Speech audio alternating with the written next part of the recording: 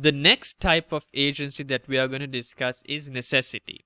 Now, on the face of it, necessity seems somewhat similar to ratification, but unlike ratification, which occurs at the discretion of the principal, necessity occurs due to the nature of the business itself, the situation, the circumstances pretty much.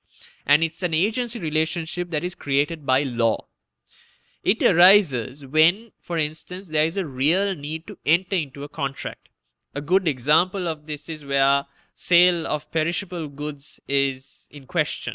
However, much like ratification itself, necessity has a few requisites that must be fulfilled in order for a court of law to find necessity in place. Firstly, the principal's goods should be in the possession of the agent. Secondly, it cannot be a stranger who finds the goods. The agent must be one that has been appointed by the principal.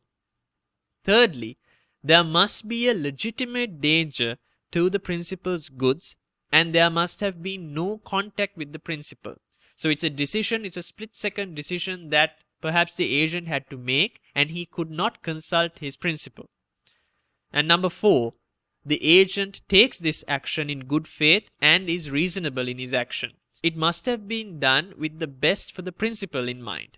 It must have not been done with something, for instance, to gain secret profit for himself. Now that we have discussed the various methods in which an agency relationship can be created, we must discuss the capacity of the agent and the principal in order for them to be able to enter into such relationships.